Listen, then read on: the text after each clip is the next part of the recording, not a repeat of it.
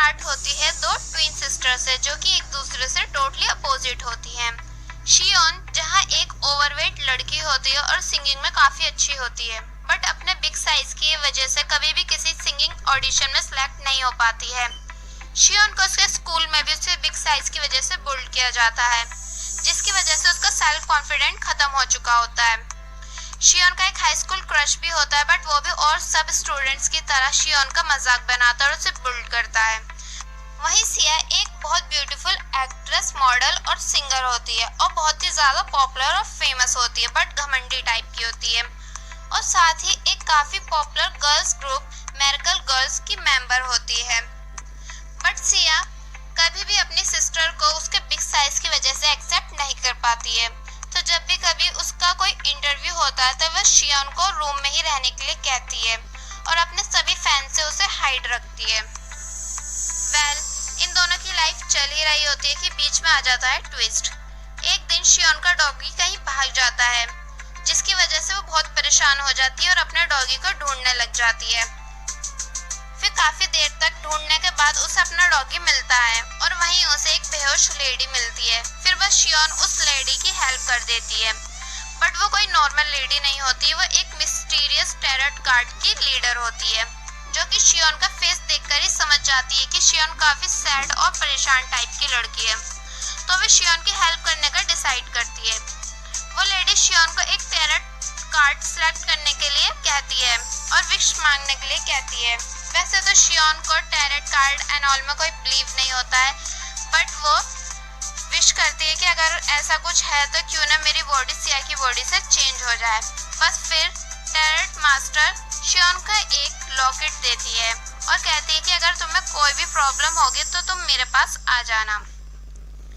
शियोन वापस घर जा ही रही होती है कि उसे सडनली चक्कर आते हैं और वह जमीन पर गिर जाती है। वहीं सिया भी डांस प्रैक्टिस के दौरान फ्लोर पर बेहोश हो जाती है। नेक्स्ट डे जब वो दोनों उठती हैं तो दोनों ही शॉक हो जाती हैं, बिकॉज दोनों की बॉडी चेंज हो चुकी होती है।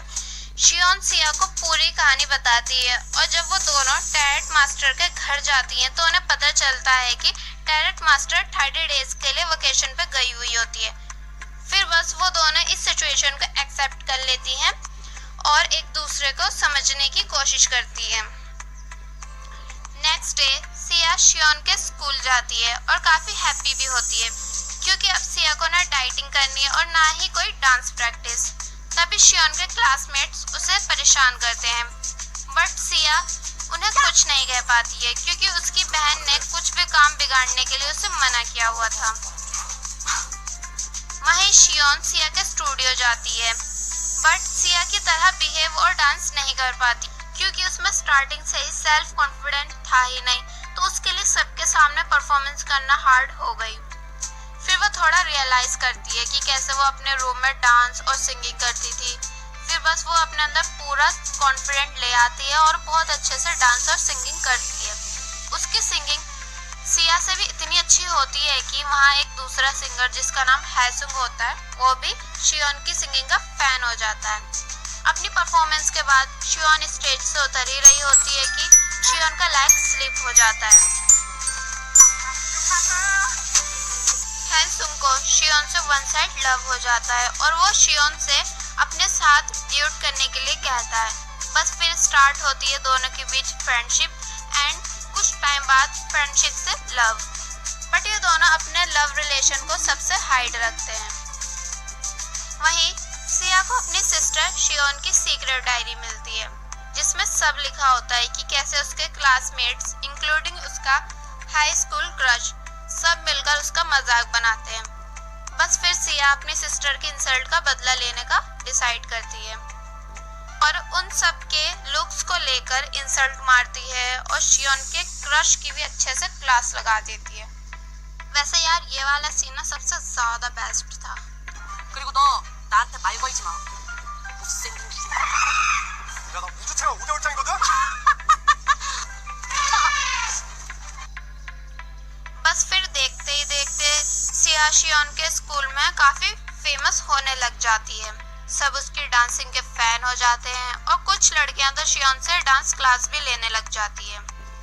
शियोन के इस चेंज बिहेवियर को देखकर उसका क्रश उसे लाइक करने लग जाता है। इसी बीच शियोन को उस मैजिक लॉकेट से रिलेटेड एक अजीब बात पता चलती है कि जब जब वो कोई विश मांगती है या उसके साथ कुछ बुरा होता है और वो उसे सही करने के लिए कोई विश मांगती है तो उस विश के पूरा होने के बाद कुछ ना कुछ बुरा होता ही है।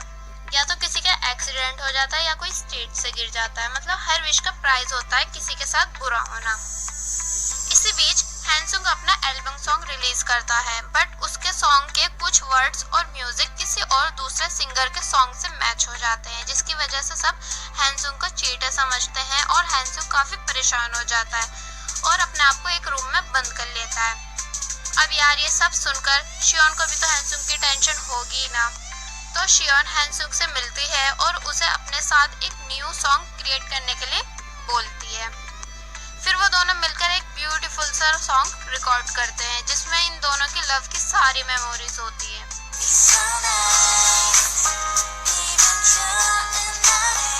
जब भी कोई रिपोर्टर उन दोनों की पिक ले लेता है और फिर इन दोनों की लव रिलेशन के बारे में सभी को पता चल जाता है।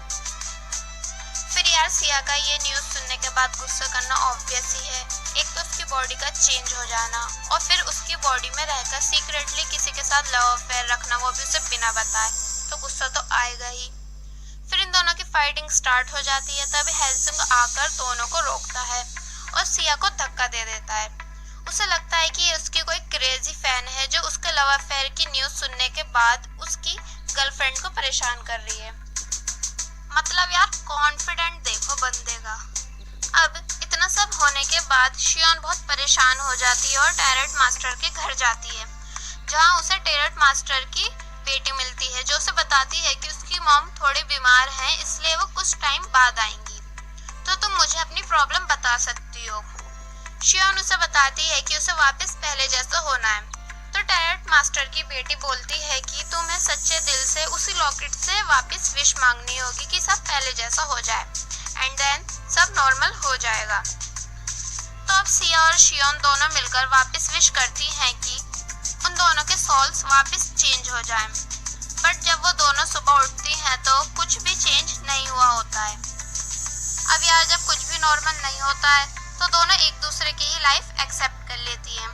सिया शियोन की लाइफ एक्सेप्ट कर लेती है और शियोन सिया की लाइफ एक्सेप्ट कर लेती है। एक दिन सिया रोड क्रॉस कर रही होती है, तभी एक कार सामने से आ रही होती है और शियोन सिया को बचाने के लिए भागती है और सडनली ही दोनों का एक्सीडेंट हो जाता है। जब हॉस्पिटल में शियोन आईज ओपन करती है तो दोनों के सोल्स चेंज हो चुके होते हैं और टैरेट मास्टर भी वापस आ चुकी होती है। आई थिंक इसलिए ये सब इजीली नॉर्मल हो जाता है।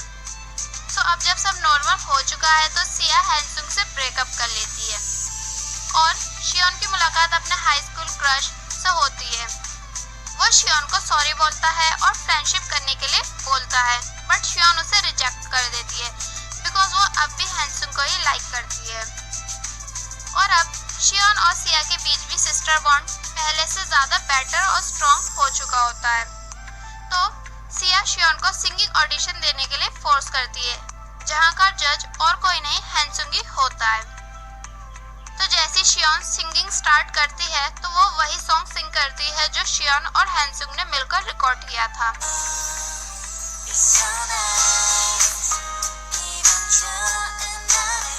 सो बस वो सॉन्ग सुनने के बाद हैंसुंग बोलता है मैंने तुम्हें ढूंढ लिया और बस ड्रामा यहीं एंड हो जाता है।